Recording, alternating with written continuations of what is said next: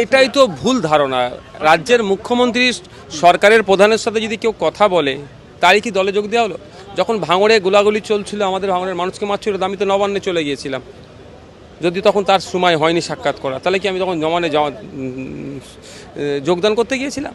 নমস্কার, আপনারা দেখছেন আজ তাক বাংলা। আর এই মুহূর্তে আজ তাক বাংলার মুখোমুখি হয়েছেন নৌসাদ সিদ্দিকী। নৌসাদ, আজকে আমরা যেটা দেখলাম যে মুখ্যমন্ত্রী মমতা বন্দ্যোপাধ্যায়ের সঙ্গে আপনার সাক্ষাৎ, একটা জল্পনা শুরু হয়েছে, তাহলে কি নৌসাদ সিদ্দিকী তৃণমূলে যোগ দিচ্ছেন? এটাই তো ভুল ধারণা। রাজ্যের মুখ্যমন্ত্রী সরকারের প্রধানের সাথে যদি কেউ কথা বলে তারই কি দলে যোগ দেওয়া হলো? যখন ভাঙড়ে গোলাগুলি চলছিল, আমাদের ভাঙড়ের মানুষকে মারছিল, আমি তো নবান্নে চলে গিয়েছিলাম। যদি তখন তার সময় হয়নি সাক্ষাৎ করা, তাহলে কি আমি তখন যোগদান করতে গিয়েছিলাম? একটা বিষয় নিয়ে ফুরফুরা শিল্পে দীর্ঘদিন ধরে সমস্যা হচ্ছে। ফুরফুরা শিল্প উন্নয়ন পরিষদ জানেন মুখ্যমন্ত্রী এই সরকারের আমলে তৈরি হচ্ছে, প্রায় 58 কোটি টাকা বরাদ্দ হয়েছে। আমি কোশ্চেন করে স্পেসিফিকেশান কী ছিল, সেই কাজ কী আছে সেগুলো দিয়েছে, কিন্তু তাই সেই যেগুলো অনগোয়িং প্রসেস আছে, যেগুলো কমপ্লিটেড ওয়ার্ক আছে, সেগুলো নিয়ে অনেক বিস্তর সমস্যা আছে। সেগুলো বারবার আমি ওই মন্ত্রীকে বলতাম।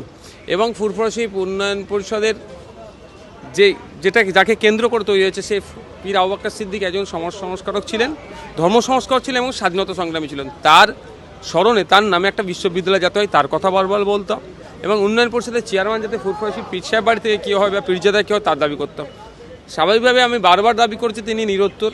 সেই অর্থে দেখছি হওয়ার সে উত্তর দিতে পারেনি, বা হয়তো তার এর মধ্যে না থাকার ফলে সে কী করেছে আজকে, ওই জন্য যে আপনি এত কোশ্চেন করেন, সরাসরি আপনি কথা বলুন।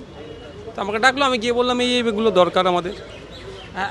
বিরোধী রাজনীতিতে পশ্চিমবঙ্গে এই সংস্কৃতির থাকা দরকার। একটা বিরোধী দলের বিধায়ক, তিনি তো মুখ্যমন্ত্রীর কাছে তার বিধানসভা কেন্দ্রের বিষয় নিয়েও তার সঙ্গে কথা বলতে পারেন, কিন্তু এটা নিয়ে এত উত্তাল কেন? মানে এটা কি হওয়া উচিত? উত্তাল হওয়াটা কোনো কিছুই আমি মনে করছি না। কেন হবে? আমরা বিরোধী বা শাসকের যে কেউ সরকারের প্রধানের কাছে জানাতে পারে না তার সমস্যার কথা। আজকেই তো বিশাল লামাজি গিয়ে বললেন ট্রি ওয়ার্কার্সদের কথা, যে চা বাগান কীভাবে বন্ধ হয়ে যাচ্ছে, তাদের কথা বললেন। এতে কি বিশাল লামাজি বিজেপি ছেড়ে তৃণমূলে জয়েন করছেন? এরকম ব্যাপার নয় তো। আজকে আপনাকে যে চা খাওয়ার যেখানে আমন্ত্রণ করেছিলেন, চা খাওয়ার আমাদের এটা ভুল ব্যাখ্যা হয়ে যাচ্ছে। আচ্ছা, আমি আবার রিমাইন্ড দেওয়ার জন্য ফিরহাদ হাকিম সাহেবের কাছে খুঁজছিলাম, উনি কোথায়। উনি অরূপ বিশ্বাস সাহেবের যে অফিস বসেন বিধানসভার মধ্যে, সেই অফিসে সেখানে গেলাম, গিয়ে তাকে বললাম যে আমার এখন ম্যাম কী বলেছে এগুলো শুনে নিয়ে ভালো করে এগুলো আগামী দিনে দেখে দেবেন। তাহলে আপনি যেটা বলছেন যে জল্পনা, এটা একেবারে কোনো ভিত্তি নেই, জাস্ট মুখ্যমন্ত্রী ডেকেছিলেন এবং ফুরফুরা শরীফের একটা উন্নয়নমূলক প্রকল্প আপনি আজকে মুখ্যমন্ত্রীকে সামনে পেয়ে সরাসরি তুলে ধরলেন। হ্যাঁ, যে সমস্যা, উনি ফুরফুরা শরীফের জন্য 58 কোটি টাকা বরাদ্দ করেছিল উন্নয়ন পরিষদের জন্য। আর ফুরফুরা শরীফ উন্নয়ন পরিষদ শুধু ফুরফুরা শরীফ কেন্দ্র নয়, প্রায় আরও 4-5টা অঞ্চলকে কেন্দ্র করে আছে। 5টা অঞ্চলের ভৌগোলিক অবস্থান বিভিন্ন আছে, ধর্মীয় দিক থেকে, বর্ণগত দিক থেকে, বিভিন্ন সমাজ বর্ণের মানুষ আছে। সর্বাধিকভাবে যাতে উন্নয়ন হয় আমরা চাই, সেই জন্য ডিমান্ডগুলো রেখেছি। আর বঙ্গভঙ্গ নিয়ে আপনি কি বলবেন? মানে আপনার তরফ থেকে, আইএসএফের তরফ থেকে আজকে যেটা দেখলাম যে বিজেপি এবং তৃণমূল, বলা যেতে পারে বিজেপি যে প্রস্তাব রেখেছিল বা বিজেপির বিরুদ্ধে যে অভিযোগ উঠছিল, আজকে মমতা বন্দ্যোপাধ্যায় এবং বিজেপি পুরোপুরি এক হয়ে গেল দেখা গেল। সর্বপ্রথম আমি আজকে বলেছি, বাংলাকে নতুন করে ভাগ হতে দেওয়া যায় না। এটা শুধু আবেগের কথা নয়, আমরা আদর্শগতভাবে এই ভাগাভাগি রাজনীতির বিরুদ্ধে। কিন্তু উত্তরবঙ্গের মানুষ যেভাবে ডিপ্রাইভড হচ্ছেন, শিক্ষা, স্বাস্থ্য, কর্মসংস্থান থেকে শুরু করে তাদের কৃষ্টি কালচারও আজকে ভুলণ্ডিত হচ্ছে, সেটাকে টিকিয়ে রাখার দায়িত্ব হবে সরকারের, সে কথা বলেছি। আর আজকে যখন মুখ্যমন্ত্রীকে সামনে পেলেন, ভাঙড়ের যে সমস্যা, সেই সমস্যা আপনি ভাঙড়ের বিধায়ক, হ্যাঁ সেটা আজকে এই প্রসঙ্গে কোনো উত্থাপন হয়নি।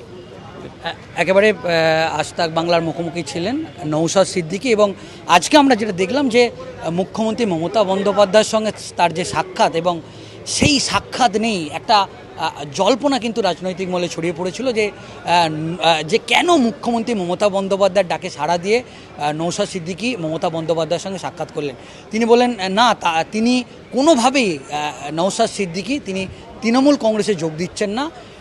নৌসাদ সিদ্দিকী যে ফুরফুরা শরীফের একটি প্রকল্প, ইতিমধ্যেই আমরা জানি যে মমতা বন্দ্যোপাধ্যায় বা তৃণমূল কংগ্রেস সরকার একটা বড় অঙ্কের টাকা উন্নয়নমূলক কাজে বরাদ্দ করেছিলেন, এবং ফুরফুরা শরীফের উন্নয়নমূলক কাজের তদবির করার জন্যই তিনি মুখ্যমন্ত্রীর সঙ্গে সাক্ষাৎ করেছেন এবং তার আজকে মুখ্যমন্ত্রীর সঙ্গে কথা বলা, এখানে তৃণমূলের যোগদানের বিষয়ে এই জল্পনায় একেবারে তিনি জল ঢাললেন নওশাদ সিদ্দিকী।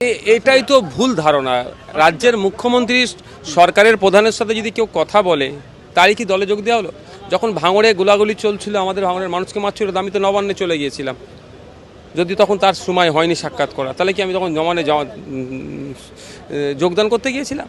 নমস্কার, আপনারা দেখছেন আজ তাক বাংলা, আর এই মুহূর্তে আজ তাক বাংলার মুখোমুখি হয়েছেন নওশাদ সিদ্দিকী। নওশাদ, আজকে আমরা যেটা দেখলাম যে মুখ্যমন্ত্রী মমতা বন্দ্যোপাধ্যায়ের সঙ্গে আপনার সাক্ষাৎ, একটা জল্পনা শুরু হয়েছে, তাহলে কি নওশাদ সিদ্দিকী তৃণমূলে যোগ দিচ্ছেন? এটাই তো ভুল ধারণা। রাজ্যের মুখ্যমন্ত্রী সরকারের প্রধানের সাথে যদি কেউ কথা বলে, তারই কি দলে যোগ দেওয়া হলো?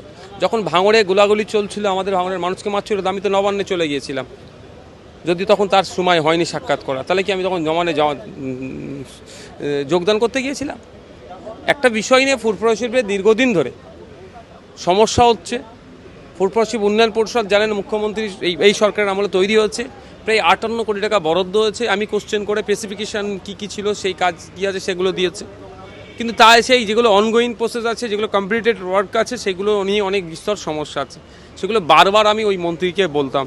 এবং ফুড প্রসেস উন্নয়ন পরিষদের যাকে কেন্দ্র করে তৈরি হয়েছে, সে পীর আবু বকর সিদ্দিক একজন সমাজ সংস্কারক ছিলেন, ধর্ম সংস্কারক ছিলেন এবং স্বাধীনতা সংগ্রামী ছিলেন। তার স্মরণে তার নামে একটা বিশ্ববিদ্যালয় যাতে হয়, তার কথা বারবার বলতাম। এবং উন্নয়ন পরিষদের চেয়ারম্যান যাতে ফুড প্রসেস পীর সাহেব বাড়ি থেকে কী হয় বা পীরজাদা কী হয়, তার দাবি করতাম। স্বাভাবিকভাবে আমি বারবার দাবি করছি, তিনি নিরুত্তর। সেই অর্থে দেখছি হওয়ার সে উত্তর দিতে পারেনি, বা হয়তো তার এর মধ্যে না থাকার ফলে সে কী করেছে আজকে, ওই জন্য যে আপনি এত কোশ্চেন করেন, সরাসরি আপনি কথা বলুন। তো আমাকে ডাকলো, আমি গিয়ে বললাম এইগুলো দরকার আমাদের। বিরোধী রাজনীতিতে পশ্চিমবঙ্গে এই সংস্কৃতির থাকা দরকার। একটা বিরোধী দলের বিধায়ক, তিনি তো মুখ্যমন্ত্রীর কাছে তার বিধানসভা কেন্দ্রের বিষয় নিয়েও তার সঙ্গে কথা বলতে পারেন, কিন্তু এটা নিয়ে এত উত্তাল কেন? মানে এটা কি হওয়া উচিত? উত্তাল হওয়াটা কোনো কিছুই আমি মনে করছি না। কেন হবে? আমরা বিরোধী বা শাসকের যে কেউ সরকারের প্রধানের কাছে জানাতে পারে না তার সমস্যার কথা।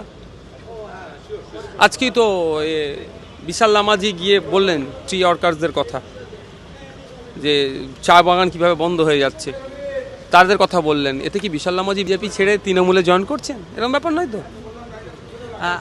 আজকে আপনাকে যে চা খাওয়ার যেখানে আমন্ত্রণ করেছিলেন, চা খাওয়ার আমাদের এটা ভুল ব্যাখ্যা হয়ে যাচ্ছে। আচ্ছা, আমি আবার রিমাইন্ড দেওয়ার জন্য ফিরহাদ হাকিম সাহেবের কাছে খুঁজছিলাম, উনি কোথায়। উনি অরূপ বিশ্বাস সাহেবের যে অফিস বসেন বিধানসভার মধ্যে, সেই অফিসে সেখানে গেলাম, গিয়ে তাকে বললাম যে আমার এখন ম্যাম কী বলেছে এগুলো শুনে নিয়ে ভালো করে এগুলো আগামী দিনে দেখে দেবেন।